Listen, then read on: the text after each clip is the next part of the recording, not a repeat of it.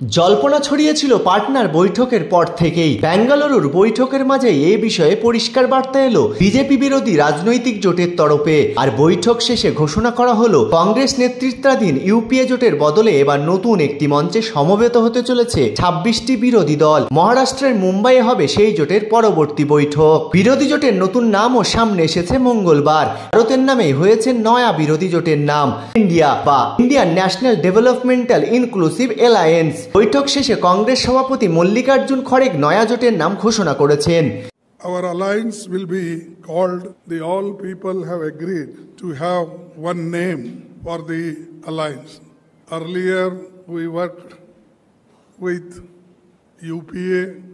Now with all 26 parties a new name is given, that is Indian National Developmental Inclusive Alliance, that is INDIL. প্রসঙ্গত বৈঠক শেষের আগে তৃণমূলের রাজ্যসভার নেতা ডেরেক ওব্রায়েনের একটি টুইটে নাম বদলের ইঙ্গিত মিলেছিল। তিনি লিখেছিলেন চক দ্য ইন্ডিয়া। নাম বদল হলেও নয়া জোটে চেয়ারপারসন বা আহ্বায়ক পদ আপাতত ঘোষণা করেননি খড়গ। ইউপিএ চেয়ারপারসন পদে ছিলেন সোনিয়া গান্ধী। তবে বিরোধী জোটের 11 সদস্যের সমন্বয় কমিটি গঠন করা হবে বলে জানিয়েছেন খড়গ। তিনি জানান মুম্বাইয়ে জোটের পরবর্তী বৈঠকের আগেই চূড়ান্ত হবে কমিটির সদস্যদের নাম। লোকসভা ভোটের আগে বিজেপি বিরোধী সমমনস্ক দলগুলি যাতে অভিন্ন ন্যূনতম কর্মসূচি নিয়ে এগোতে পারে তার জন্য বেঙ্গালুরুতে সবিস্তারে আলোচনা হয়েছে বলেও জানান তিনি। কংগ্রেস সভাপতি জানান অভিন্ন কর্মসূচির সম্ভাবনা খতিয়ে দেখতে একটি পৃথক কমিটি গঠন করা হতে পারে। লোকসভা ভোটে জোটবদ্ধ লড়াইয়ের দামামা বাজিয়ে দিয়ে মঙ্গলবারই নতুন জোট গড়ে ফেলেছে বিরোধী শিবির। আর পোশাকি নাম দেওয়া হয়েছে Indian national developmental inclusive alliance বা ইন্ডিয়া। যে বৈঠকের পর বক্তব্য রাখতে উঠে রাহুল গান্ধী বলেছেন লড়াইটা হতে চলেছে ইন্ডিয়া এবং প্রধানমন্ত্রী নরেন্দ্র মোদীর মধ্যে। Indian national developmental inclusive alliance मतलब इंडिया। लड़ाई एनडीए और इंडिया के बीच में है, नरेंद्र मोदी जी और इंडिया के बीच में है, उनकी विचारधारा और इंडिया के बीच में है।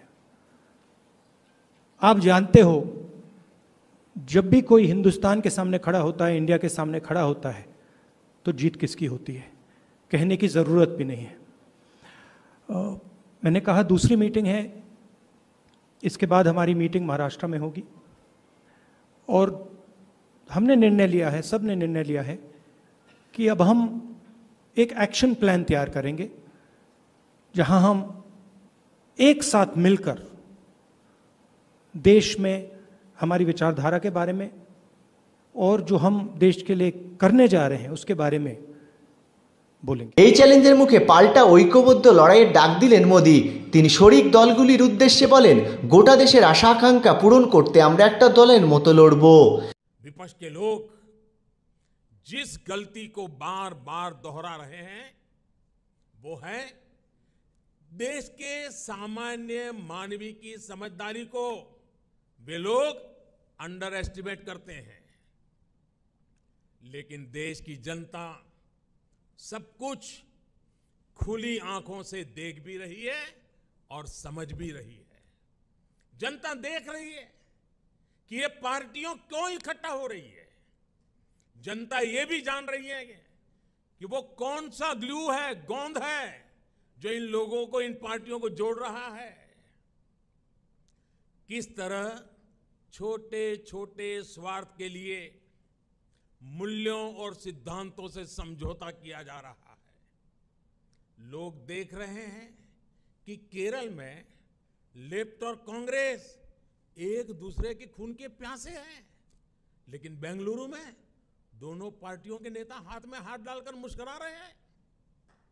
लोग देख रहे हैं कि बंगाल में लेफ्ट और कांग्रेस के नेताओं पर, उनके कार्यकर्ताओं पर टीएमसी हमले कर रही है, लेकिन इनके नेता टीएमसी के खिलाफ कुछ भी बोलने से बच रहे हैं।